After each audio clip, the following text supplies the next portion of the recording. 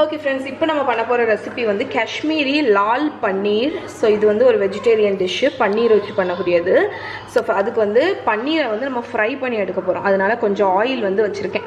So அந்த oil வந்து heat ஆகுறதுக்கு இடையில நான் பன்னீரை வந்து இந்த மாதிரி கட் பண்ணி வச்சுருக்கேன். ஸோ இதில் வந்து ஒரு பவுலில் கார்ன்ஃப்ளவர் வச்சுருக்கேன். ஸோ பன்னீரை வந்து நம்ம ஃப்ரை பண்ண போகிறோம். ஸோ டேரெக்டாக இப்படி ஜஸ்ட் பன்னீரை மட்டும் போட்டு ஃப்ரை பண்ணால் பன்னீர் வந்து அதுக்கப்புறம் கொஞ்சம் ஹார்ட் ஆயிரும். அதனால நான் என்ன பண்ணுவேன்னா இந்த கார்ன்ஃப்ளவரில் ஒரு கோட்டிங் மாதிரி இப்படி கொடுத்துருவேன். ஸோ இன்னொரு ஸ்டெப் என்னென்னா வந்து ஒரு டேபிள் ஸ்பூன் காஷ்மீரி சில்லி பவுடரை வந்து தண்ணி வச்சுருக்கேன், தண்ணியில் வந்து கலந்து வச்சுப்போம். ஸோ இப்போ நம்ம ஆயில் வந்து நல்ல ஹீட் ஆகிருக்கும். இதில் நம்ம கோட் பண்ணி வச்சுருக்கிற பன்னீர் ஆட் பண்ணிடலாம்.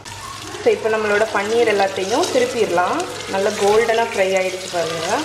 ஸோ இப்போ ரெண்டு சைடுமே நல்ல கோல்டனாக ஃப்ரை ஆகிடுச்சு. ஸோ பன்னீர் எல்லாத்தையும் ஒரு பிளேட்டில் எடுத்துட்டேன். இப்போ இதில் வந்து 1 டேபிள் ஸ்பூன் ஆயில் இருக்குது.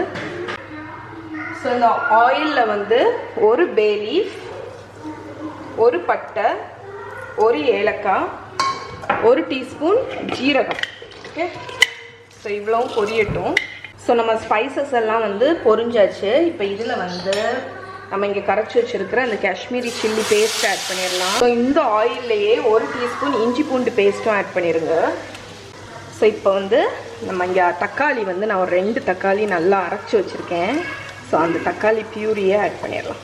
ஒரு 5லேருந்து 6 நிமிஷம் இந்த டொமேட்டோ பியூரி நல்லா குக் ஆகட்டும்.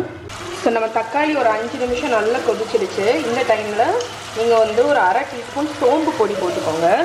ஸோ சோம்பு பொடி நீங்கள் இல்லை அப்படின்னா கரம் மசாலா பவுடர் போட்டுக்கலாம், இல்லைன்னா சோம்பை வறுத்து பொடிச்சு கூட நீங்கள் போட்டுக்கலாம்.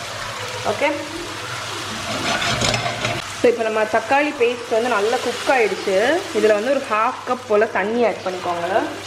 ஸோ இதில் இன்னும் நான் உப்பு ஆட் பண்ணல, அதனால் தேவைக்கு உப்பு ஆட் பண்ணிக்கோங்க. ஸோ இப்போ இதில் வந்து பன்னீர் ஃப்ரை பண்ணி வச்சுருக்கோம்ல, இந்த ஃப்ரைடு பன்னீரை ஆட் பண்ணிடுவோம்.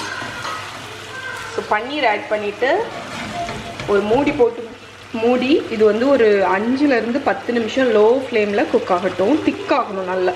ஓகே ஃப்ரெண்ட்ஸ், ஸோ நம்மளோட பன்னீர் லால் பன்னீர் வந்து ஒரு 6 மினிட்ஸ் போல் லோ ஃப்ளேமில் இருந்துச்சு. அவ்வளோ அழகாக இருக்குது பாருங்கள். எனக்கு அதை அப்படியே டிஸ்டர்ப் பண்ணவே மனசு இல்லை. ஸோ நம்மளோட லால் பன்னீர் ரெடி ஆயிடுச்சு.